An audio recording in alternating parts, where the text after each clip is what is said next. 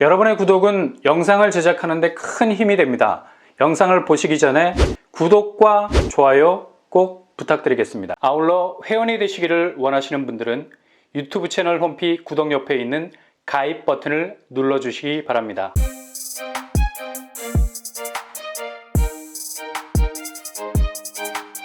안녕하세요. 뻔뻔한 복도파입니다. 1월은 부동산 PF가 한국 집값의 운명을 좌우할 가장 중요한 키워드가 될 것으로 보입니다. 그만큼 연쇄적인 위기로 번질 가능성이 높기 때문이죠. 그동안 베일에 가려졌던 위기설이 이제 본격 현실화되기 시작을 하고 있는데요.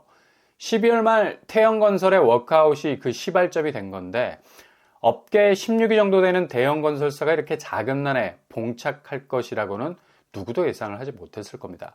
오늘 1월 9일 TY홀딩스 지주회사 지분을 담보로 내놓고 자금을 확보하는 방향으로 가닥을 잡을 것으로 보입니다. 그동안 채권단이 요구했던 사항이 소극적으로 관철이 됐던 것 같이 보였는데, 지주회사 지분을 매각하는 방향으로 선회할 것으로 보여서 조금 더 지켜봐야 할 대목인 것 같습니다.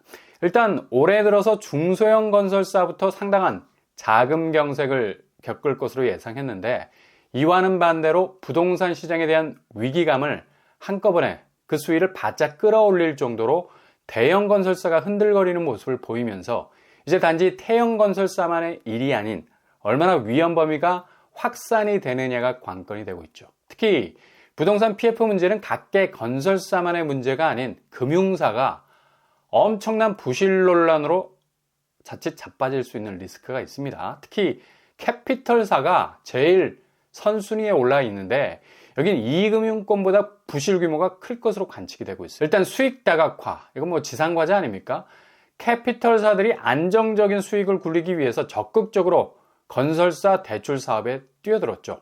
이게 그냥 역풍이 불어버린 건데, 부동산 경기 자체가 뭐 꼬로박으니까 이게 감당이 안 되는 겁니다. 당장 뭐 부실 여신 비율, 그러니까 대출에 펑크가 나기 시작했는데 그 퍼센테이지가 16.8%까지 치솟기 시작을 했습니다.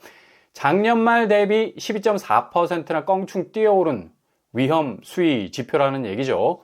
그러니까 단기적으로 위험도가 엄청나게 폭증을 했다는 거예요. 캐피털사의 부동산 PF 관련 대출 규모는 무려 25조에 달합니다. 부실 가능성이 높은 대출은 4조 원을 넘어서게 될 거고요. 아마 1월부터 흔들거리는 건설사들이 갑작스런 도산 위기에 빠지게 되면 이와 연동해서 빠개질 수 있는 금융사 중에 캐피털사가 제일 먼저 그 위험 부담을 떠안을 가능성이 높다는 얘기죠. 그리고 증권사, 보험사, 이금융권, 심지어 시중은행까지 동시다발적으로 자금 회수가 불가능해지는 원천적인 부실 채권 구멍이 발생하게 되면 이건 뭐 거의 부동산 집값 자체에 직격을 할 수밖에 없는, 한 방 맞으면 도저히 장기적인 부동산 사이클 상에서도 헤어나올 수 없는 치명타를 입게 될 것으로 보입니다.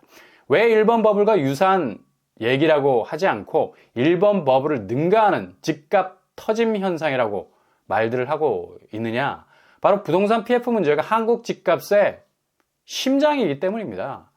당시 1번 버블은 이렇게 한국처럼 부동산 PF 문제가 건설사와 금융권 사이에 과도한 도미노식 파산 연계성이 거의 없었습니다. 근데 한국은 아주 독특한 구조를 부동산 시장 안에 세팅을 하게 된 건데, 바로 건설사 수익을 담보로 잡고, 그것도 현실적인 담보도 아니죠. 기대 수익인데, 은행이 무한대출이라는 포문을 열면서 수익성 극대화라는 투자를 비정상적인 대출 형태로 부동산 시장으로 자금을 땡겨줬다는 건데, 이게 지금 뭐 한쪽으로 자금이 너무 쏠렸지 않았어요. 게다가 부동산 경기라도 좋으면 투자가 될 수가 있겠는데 그렇지 않기 때문에 죄다 이건 뭐 발목에 묶여있는 시한폭탄이야.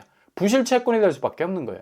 지금 부동산 시장 자체가 극도로 악화되다 보니까 그렇게 뭉칫돈이 몰려있는 상황에선 제대로 수익을 내지 못하는 건설사 쪽에서 수익성 악화 현상이 일어날 수밖에 없는데, 일단 뭐 돈이 돌지 않으면 그냥 모든 게 스탑이 될 수밖에 없는 겁니다. 그렇게 덩치가 큰 대형 건설사도 자금 경색으로 돈줄이 꽉 막혀버리니까 답이 없는 거죠.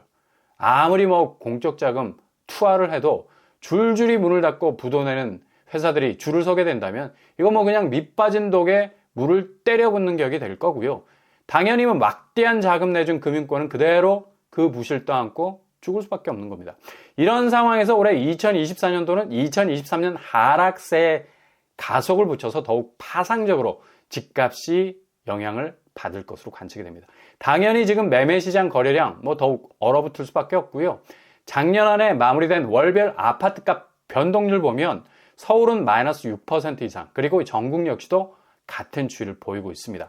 상반기 그렇게 올라섰던 추이가 완전히 꺾여 들어가면서 집값이 빠지기 시작을 한 건데 2024년도는 기존 1차 하락장을 능가하는 폭으로 하락 추세로 돌아설 것으로 보입니다.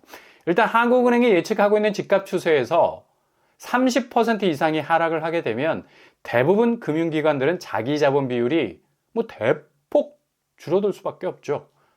이렇게 담보가치 훅 하고 떨어지기 시작을 하면 그대로 금융권은 자구책 마련할 수밖에 없는 거고, 기존 주택담보에 대한 새로운 기준 설정, 원금 회수를 위한 피마르는 레이스를 벌이게 될 겁니다.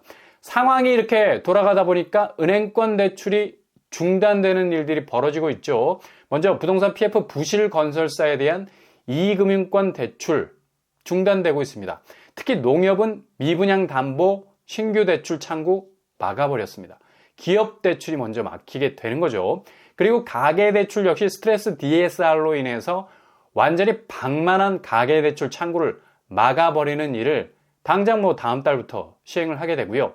그리고 정책대출 역시도 특례는 중단이 완전히 돼버린 거고 50년 만기도 축소가 되고 각종 정책금리가 변동이 되는 상황이 벌어지고 있습니다. 이렇게 은행대출 중단의 움직임이 더욱 본격화되어 버릴 수밖에 없는 건 역시 부동산 PF 상황이 녹록치가 않은 기저의 이유 때문이죠.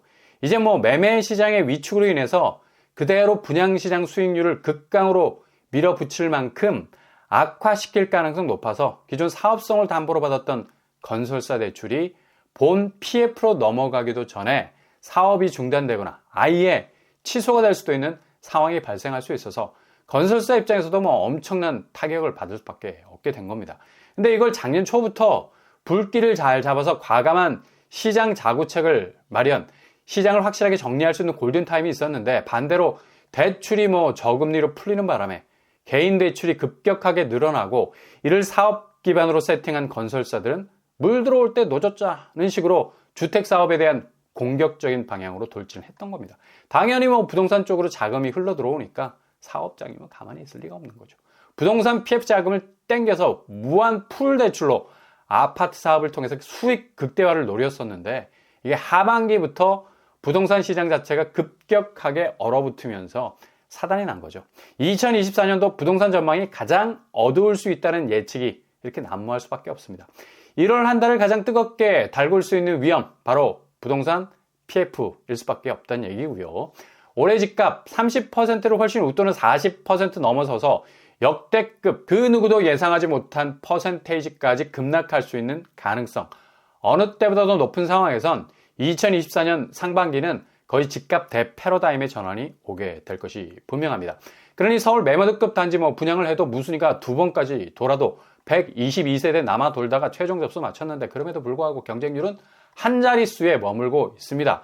이렇게 이문 아이파크자에도 59, 84, 99제곱까지 대부분의 평수에서 잔여 물량 털어내지 못하고 무순위 물량들 쏟아내고 있는 상황이죠. 이건 1년 전만 해도 상상 불가였습니다. 서울에서 4,000세대가 넘는 신축 아파트 분양이라 하면 그냥 깃발만 꽂으면 전량 소화가 되기 바빴는데 이젠 그냥 닥쳤던 게 지붕 쳐다보는 격으로 여기 당첨된 분들이 오히려 낙첨된 분들보다 얼굴에 수심이 그득해 그만큼 이후에 분양가를 감당할 수 있을지에 대한 두려움, 아무리 계산기 두드려 봐도 답이 안 나오는 거죠. 이문 아이파크자이가 위치한 동대문구 한 달 거래를 끊어봐도 하락 추세가 거의 30% 가까워지고 있습니다. 레미안 위브 3억 이상 떨어지고 있고 답심리 미드카운티 역시 3억 이상 떨어지고 있습니다. 답심리 파크자이도 3억 이상 떨어지고 있는 상황이에요. 근데 고분양가 논란이 일고 있었던 이문 아이파크자이 국평이 12억을 넘어버리는 상황에선 답이 없는 거죠. 겨우 무리를 해서 진입을 해도 당최 동대문 쪽 집값이 백업을 해주지 못한 상황에선 도저히 실익이 없는 거야. 무슨 아파트를 돈으로 바를 수도 없는 거고 상당한 위험 자산이 될 수 있는 가능성이 높으니까 해약하는 사람들이 늘어날 수밖에 없는 겁니다. 심지어 공공분양에서도 이 편한 세상 답심리 아르테포레까지 무슨 이로 튀어나와서 54세대 자녀 물량으로 나오게 됐었죠. 이건 아주 상징적인 부분이 있습니다. 비교적 민간 분양보다 저렴하다고 생각되는 공공 분양 신축까지도 이제 뭐 사람들이 계약서에 사인을 하지 않는다는 얘기예요. 그냥 뭐 계약서 찢어버린 건데 최종 경쟁률도 생각보다 높지 않았습니다. 지금 답심리 쪽 아파트 시세, 경계선상, 간당간당 긴장감이 아주 높아지고 있죠. 대부분 3억 이상 낙폭을 기록하고 있는 상황입니다.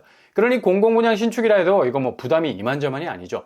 2024년도가 자칫 잘못 진입했다가는 도저히 빠져나올 수 없는 블랙홀의 해가 될 수도 있을 공포감이 울려오는 건데, 지금 매수세 대부분이 이렇게 손절 양상으로 가고 있는 건 본능적으로 올해 부동산 시장이 어떤 식으로 갈 건지 느낌적 느낌 딱 온다는 겁니다.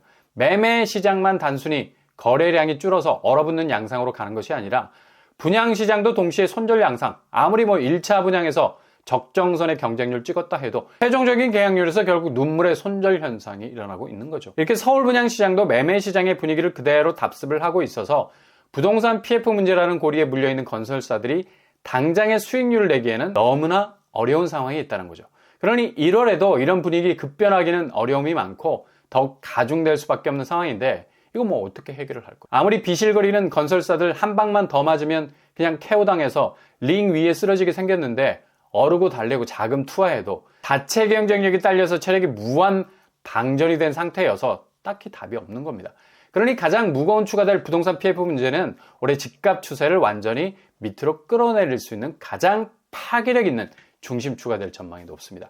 이런 분위기를 그대로 보여주고 있는 곳이 또 한 곳이 있죠. 바로 둔촌주공 아파트. 최근에 입주 시기가 2달 정도 앞당겨져서 올해 11월에 입주를 하는 것으로 합의가 됐는데, 이로 인해서 공사비가 1,400억 정도 감액이 됐습니다. 둔촌주공 입장에서는 뭐 호재가 될 수도 있겠지만 여전히 아직 갈 길이 먼 상태죠. 일단 둔촌주공은 PF 문제를 규제 해제로 인해서 과감하게 뚫고 갈 수 있었던 간신히 분양 성공의 턱걸이를 걸었었는데, 그동안 그렇게 철석같이 믿고 있었던 실거주 의무 폐지 법안, 그냥 뭐 2023년 물 건너 가버렸습니다.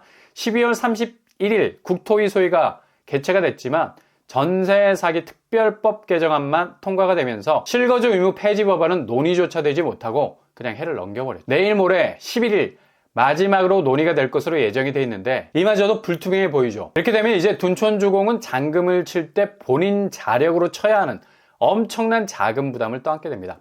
일반 분양만 4,700세대, 여기서 얼마나 잔금까지 갈 수 있는 자금력을 가진 사람들이 있는지 미지수지만, 조합 쪽에선 40% 정도가 잔금을 못 칠 수도 있다는 전망 내놓고 있습니다. 전세를 주지 못하니 보증금을 이용해서 잔금을 밀어넣을 수 있는 여력이 없다는 거죠. 이렇게 되면 계약을 포기해야 하는 사람들이 속출할 수 있고요, 분양가로 LH에 넘겨야 하는 극악의 상황이 올 수도 있다는 얘기죠. 편법으로 실거주 의무를 피하다 딱 걸리면 징역 1년 1,000만 원의 벌금이 부과가 되는 거죠. 아무튼 11일 결과에 따라서 그냥 무효화가 될 수 있기 때문에 2024년도 둔촌주공은 완전히 새로운 판도가 열릴 것으로 보입니다. 이런 이유 때문인지 지금 일반 분양권은 뭐 아예 명함도 못 내밀고 전혀 거래를 못하고 있죠. 조합원 분양권이 그나마 거래가 되고 있는데 최고가 대비 4억이 빠지는 폭락하는 양상 보이고 있습니다. 얼마나 분양권 가격이 출렁거릴지는 한번 지켜봐야 되겠습니다. 이렇게 2024년도는 온통 새로운 부동산 지형이 열릴 정도로 엄청난 사건들이 터져 나올 것으로 보입니다.